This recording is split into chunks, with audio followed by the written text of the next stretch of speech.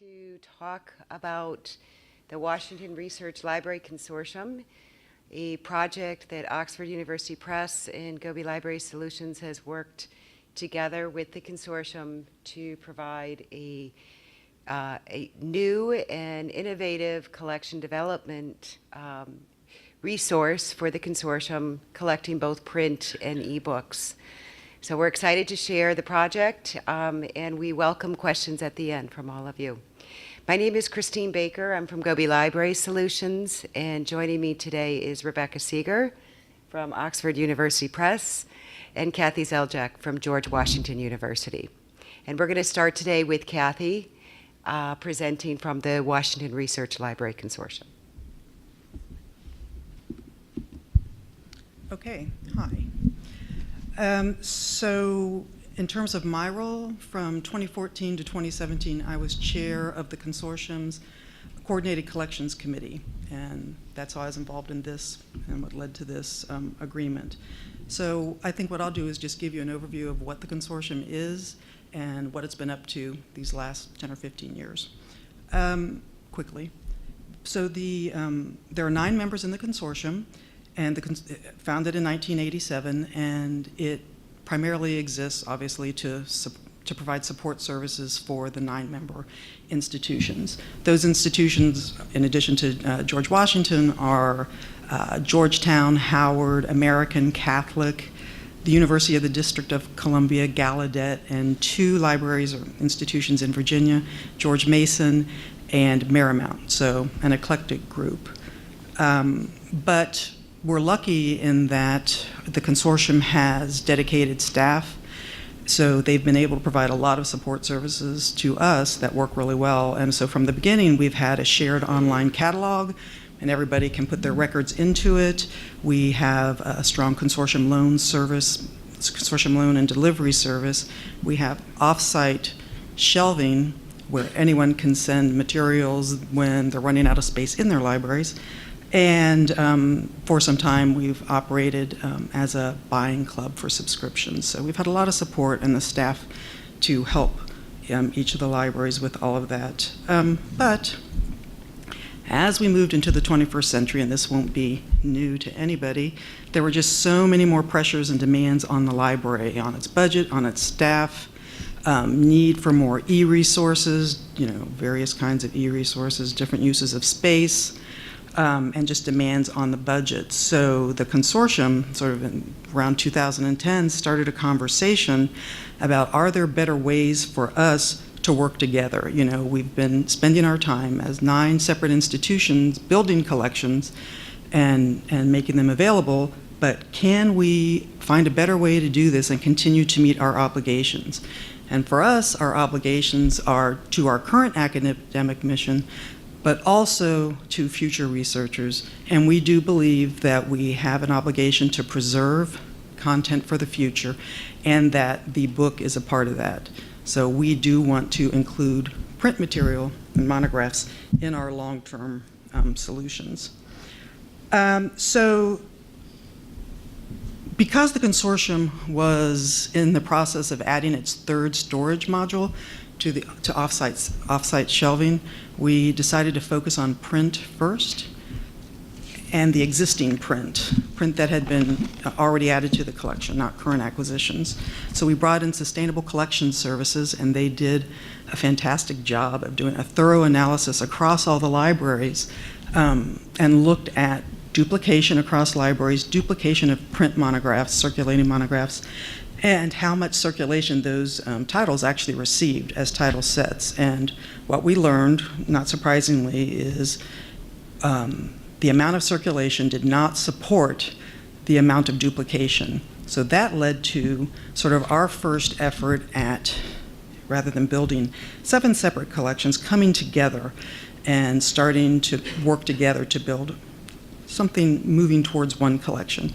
So we agreed to, for anything published 2004 and earlier, to have only 2 print copies, and anything else was a discard, and so any other library could discard their additional copies if it was 2004 and early and not considered cultural heritage. So that was a great first step for us. But we freed up all this space, and then and libraries did move forward to move along those additional materials. So with all this freed space, what are we going to do with it? Are we just going to continue collecting as we were and continue to build this duplication, where things aren't being used, or can we do something different? So we turned our attention to current acquisitions. And at the same time that we were looking at print, we were thinking about eBooks as well, because those were growing. The availability of them are growing in the catalog, but since each library was collecting them separately, that was a really frustrating experience for patrons. They would go in, and there would be 4 or 5 records for the same ebook, but only one of them worked, and you had to be in your institution.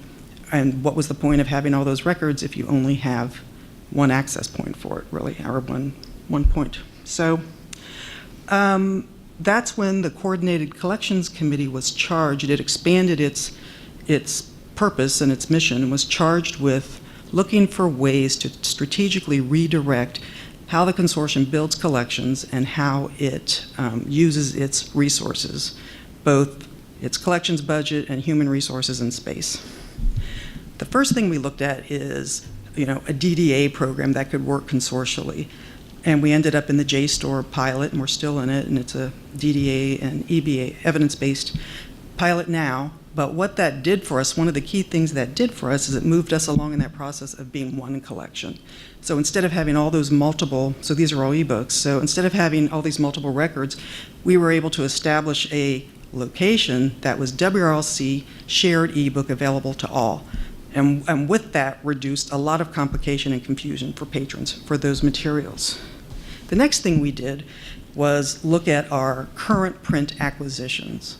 So we decided to run a report across the libraries, and WRLC helped incredibly with this, to look at current acquisitions from 2012 to 2016 to see if those patterns that emerged in terms of usage out of the Sustainable Collection Services evaluation held for our current materials, which we sort of tell ourselves, you need more current print copies because there's more usage, but that didn't hold up. The same sort of patterns applied. There were many more copies available than the circulation data supported. So we actually looked at, who are we purchasing materials from? Who are the publishers? Who do we really value? Who are we buying the most from? Where is there a lot of duplication? And can we reach out to them to see if there is a better model for all of this? And so we had about half a dozen, and Oxford was one of them.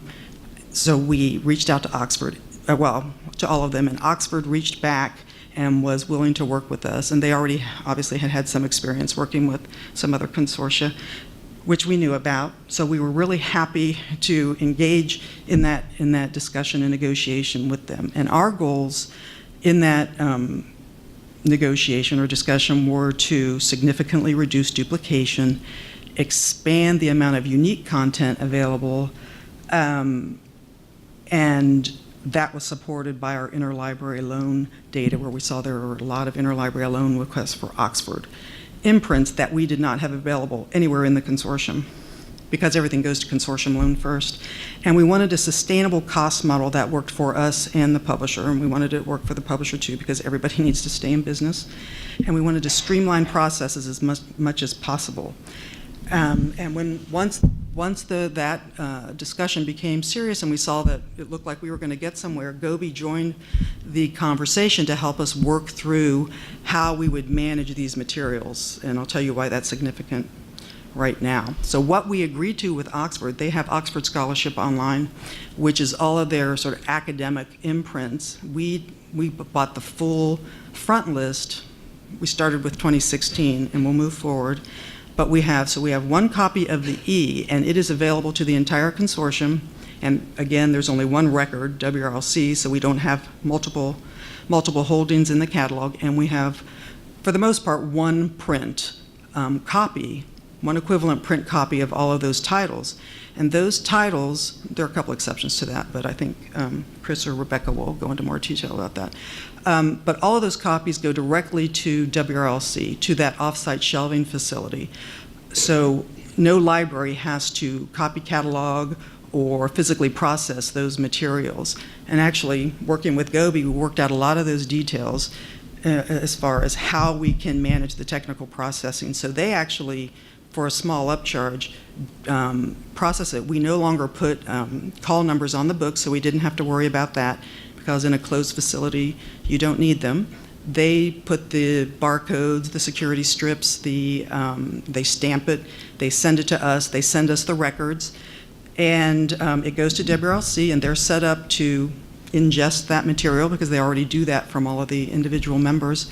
So that book is available for consortium loan from any member institution, and it's actually much faster for it to be located centrally than in one of the member libraries. But no library in the consortium owns that title. It is commonly owned. Everybody owns an eighth of it or something. So, and so far it's been incredibly successful. We have about a year's worth of data, print a little less because we started receiving it a little later because of us, not because of any complication on the other side. So in the time that we've had this, about 40 print books have been requested from offsite shelving, but the ebooks have been used about, 4,500 times in the short period we've had them. So we need to continue to track it as we purchase more front list titles, because it's a smaller collection right now. But everything looks really good, and I think we're really happy with the results. So, and we would love for other publishers to consider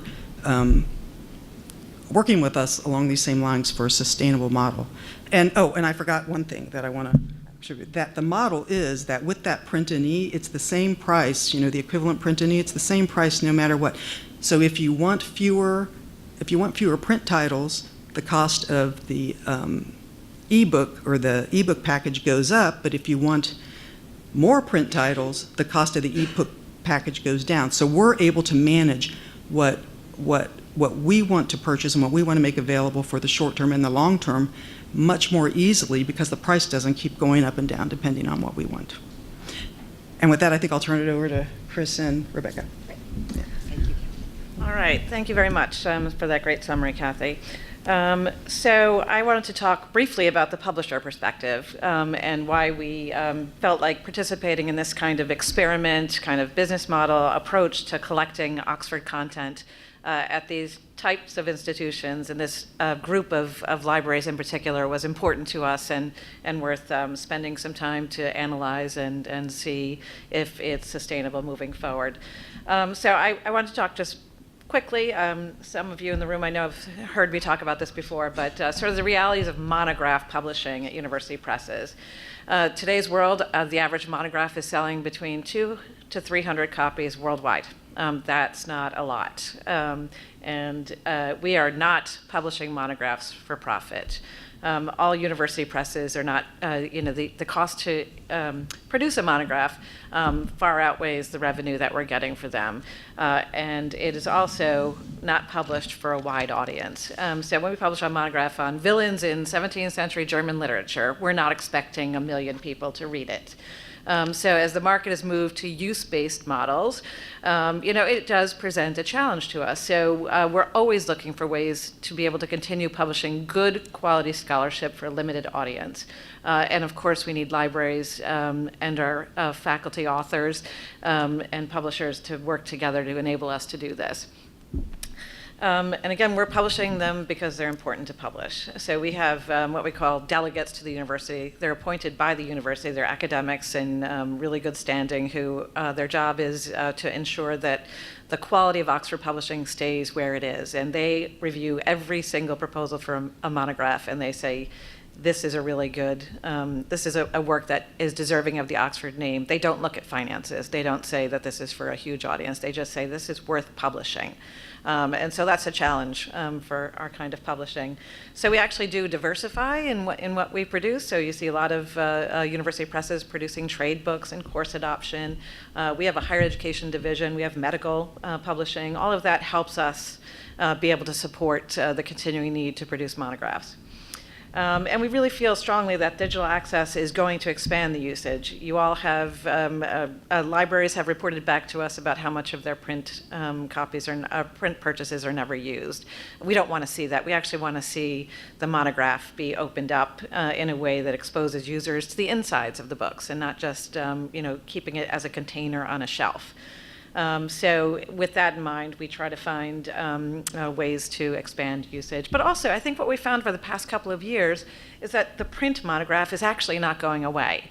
There is still a place in the market for it. And how do we balance that out when you have users that need the digital, but also when they find that great monograph through the digital database, and they want to read a 300-page monograph, they don't want to do it on a screen, there is still a role and a place for that print. And how do we balance that with the challenges of library budgets? So again, it is kind of a balancing act between digital and print. And so we really, our perspective on the print and digital acquisition is we wanted to find a model that supports that and the needs of the libraries, and that it's a sustainable one, that our authors are compensated for their work, that libraries feel like they're paying the right price, and that publishers are able to continue publishing. And we wanted to make sure that we are actually taking advantage of the digital environment and really helping the monograph thrive in a digital space, not just survive. And we wanted to find a way also to overcome the acquisitions challenges. That's just one small bullet point, but I know how difficult it is to acquire monographs. And they're available in 10 different aggregator platforms. They're available in print, and it is a challenge. So that's where the GOBI piece enters in, and it really plays a vital role in ensuring that the success of this program, because they really help the library manage the acquisition process. So specifically for OUP, what do we consider when we're looking at this kind of agreement? What we really wanted to understand is what is this consortia and the members investing in OUP content today? And is that enough to maintain our sustainability? So we really sort of analyzed exactly what they're investing in us each year, whether it's old or new content, and just sort of understanding how that contributes to our continued viability. We looked at sort of the notion of reducing duplication. So having 6 print copies of one title and 0 print copies of another, could we use that investment to broaden the access across the organization? And again, sort of improving the usability. We want users at these institutions to use the content that the libraries are buying in a much greater way. And it really helps us fulfill our mission, which is to get our good quality content out as far and wide as possible. Our mission is not to be as profitable as possible. It is to get our good quality scholarship available worldwide. So this program was very much along the lines of our mission focus. So, some of the important considerations for Kathy and her libraries is the DRM that's around it. The purchase of this content gave them unlimited use and ownership. And meaning that all the faculty could start to incorporate this in the classroom, providing more affordable alternatives to high-priced textbooks. Again, in the consortium model, I know what Kathy mentioned, we have other agreements where each library that's in the consortia owns the content. It depends on what that particular consortia needs. They can have unlimited chapter downloads. The fact that you're getting hundreds of uses of a monograph in one semester, in the print world, you were lucky 40% of the content ever got used. So it just kind of shows that there's a value to this that wasn't possible in the print world alone. There's non-commercial text and data mining. ILL rights are included. They can download the chapters and send them along. So that's not an issue. In the first year of the program, there's over 1,000 ebook titles and print titles acquired. So this particular program is focused only on Oxford content that's published in digital format in Oxford Scholarship Online and in print. So about 50% of our publishing is not available through Oxford Scholarship Online, so that's considered separately. They're looking at how can they invest in the digital space and have the archival print copy that they need. So we focused only on the contents available online. I think there's been over 500 of those titles used already, and some of the content has only been available in the past month. So it's it's going to take a while for that to get used, and it takes sometimes 2 years before these books work their way through the scholarship in the field and get cited. So we think that is a really good result. And over 200 of the titles have had 5+ uses, which is a lot for a monograph. It may not sound like a lot, but that is a tremendous amount in a short period of time across this group. You can see some of the books have hundreds of uses. They're clearly being used in courses, and this is exactly what we want to see. We're not frightened by it. We don't think we're missing an opportunity. We see this as exactly what we should be doing. And that, 299 uses of a debating climate ethics book in our philosophy collection, that's fantastic. We want to see that. So our objective overall, with this is a lot of text on there, sorry, is to create a flexible, sustainable, and sensible model for all of us that can be examined and studied annually to be sure it meets the needs of the consortium. And we have a number of these agreements in place around the country, including the places that you see up here. I'm not going to read all these names. But I do think what it tells me is there is a place for this combined, what we call sort of collaborative collection development models with both print and digital in mind, where we can broaden the access and ownership and make it much more available and used.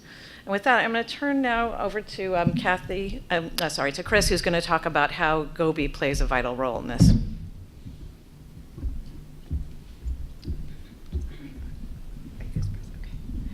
All right, great. Thank you, Rebecca. So for those of you that are familiar with GOBI, you know that we've been working with academic libraries for many years.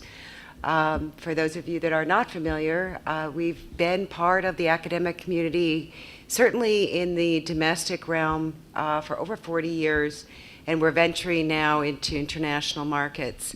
But what we have done over those years and the experience that we have built with working with academic libraries has really helped us evolve and innovate to provide services and products that are most needed by the academic community.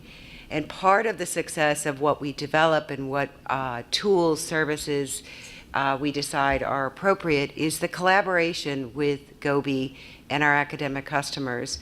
And now as we venture into the eBook realm, which we've been in for over 10 years, we are finding ourselves collaborating much more with the eBook partners.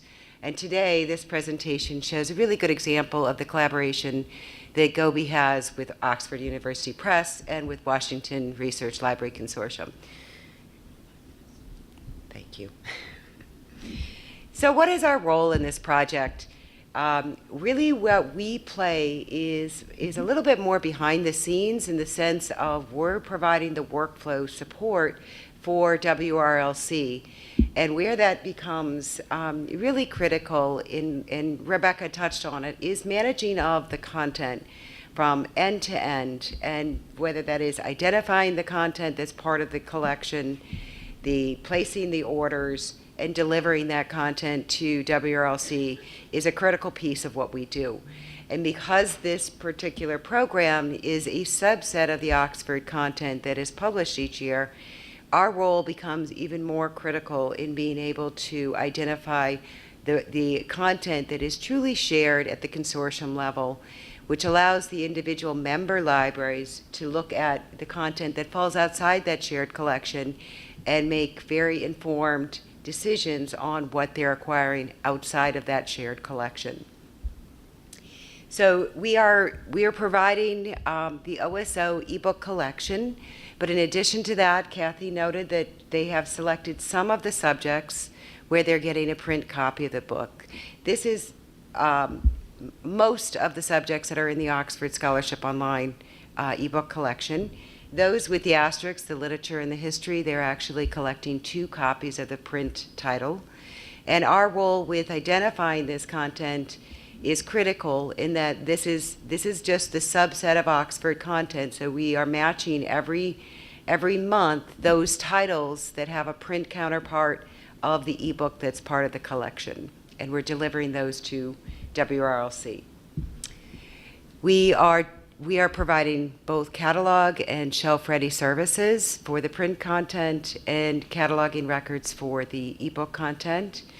The print material is shipped and delivered to the off-site facility owned by WRLC, and because it's fully cataloged and shelf-ready, that becomes very easy and accessible to all the member institutions. For the ebook content, the OSO ebook collection, there's content added throughout the year, and part of the cataloging support that we're giving allows us to provide catalog records at the time that the books are added to the collection. And that is an advantage for WRLC to be alerted of the new content that's part of that collection. And so they're very hands-off in the sense that GOBI is really managing all of these pieces behind the scenes to make it a very streamlined, efficient approach for them. On the invoicing component, GOBI is also billing for the ebook collection, which is billed annually. It's a 3-year program. The print books are shipped on a regular basis, and we invoice at the time of shipment, which is very standard for any of you that are using GOBI for print services.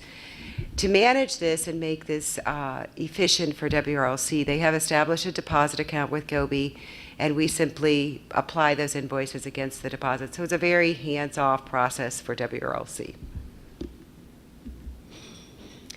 So the end-to-end solution that GOBI provides, first and foremost, is efficiency and providing the ability to both send the ebook content on a regular basis, providing those catalog records for discovery for the patrons, and also managing the print component of it.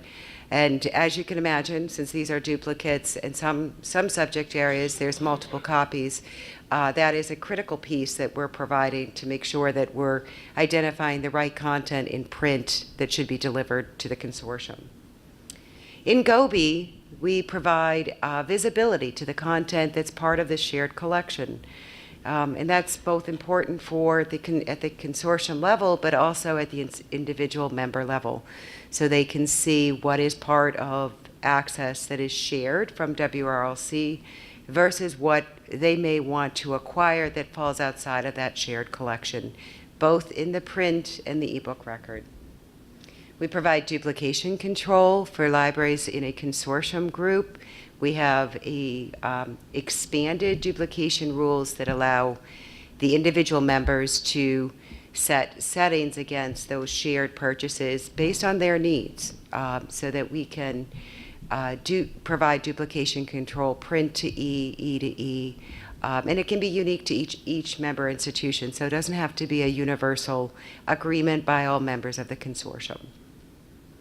And then finally, the discovery.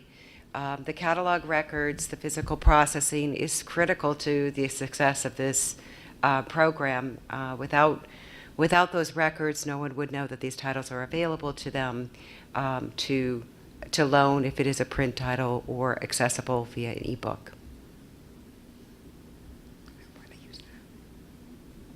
So a little bit more about the technical services. On the print books, we're doing customized MARC records. These are OCLC records that contain the OCLC record number, and we automatically set holdings for WRLC. We do limited physical processing for the print material and deliver those to the offsite facility. The limitation is really based on the specification needs of WRLC. We can do as much or as little as needed for a consortium for physical processing. And the ebooks are also customized MARC records, and they're delivered very timely when those ebooks become accessible. So there's no delay in identifying what are the new titles that are part of the ebook collection.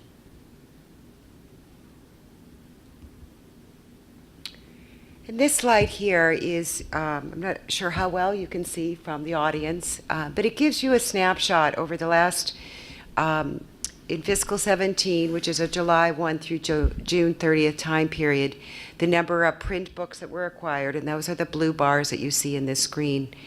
And then where we are year to date in fiscal 18. So we're a few months in, so of course the red lines are substantially smaller. You will also see that We didn't send as many print books the first year because there was a delay in when we decided to start shipping the print duplicates against the ebooks. However, I expect to see for this year the red fiscal 18 print books to meet or exceed what we saw last year. All right. And I would like to open it up for questions from the audience. Thank you all. Thank you all. That was so interesting. And every time I thought of a question, you would cover it. But I still have one. I don't know if you're familiar with a study that Deborah Linares, when she was at Wellesley, worked on and published. And she was looking at print versus electronic circulation when the library owned both. And she ended up doing surveys and interviews with faculty and students. So this looks like such a great opportunity to do some comparisons. I'm wondering if it's too early to see any sort of patterns, whether it's disciplinary or, what can you tell us about circulation and use? Sure. I mean, I think it might be a little too early to look for patterns. We did wait to begin the print piece of this, but I think based on the initial numbers, one print copy seems to be enough, and I think that we want that. There's a need for it and a demand for it. It's just not as large as having 4 copies of this title. And there's significant use of the ebooks, and I think the fact that it's easy to access, that it's unlimited access, and there isn't DRM to speak of, most minimal. You can download chapters, you can download the book, that sort of thing. That it works well for classroom instruction. So everything about it, I think, is positive. In terms of patterns, we'd need to go on, I think, another year or something like that, but we could see if like social sciences behave differently from the humanities and that sort of thing. But thank you for the recommendation. That's interesting. Anything to add? I mean, if you look at just the general usage statistics that she shared before, 40 books in print were requested, and there was 4,000 plus uses. Now, I don't know the quality of the use. We should probably look at the time spent on there and how much downloaded use there is, because once they download it, we lose all ability to track that use, but that's okay. We want this content to get out there. So, but 4,000 uses of a monograph in this small period of time across this small kind of range of titles, I think is fantastic. One more thought about that is, I think depending on the discipline, when something becomes used is different. So, in the humanities, it can take much longer for something to become the resource that people want to use, as opposed to the sciences where, we're not getting print in the sciences right now because it goes so quickly. So. Yeah. Just the notion that all of these institutions now have access to this broad array of titles, that where there were like 6 copies of this one book and no copies of this book, and not accessible to each of the students, just is, absolutely fantastic. And I think it will take some time to see broader usage, but I think they now have that potential to use it that they didn't have before when, the content wasn't available at all.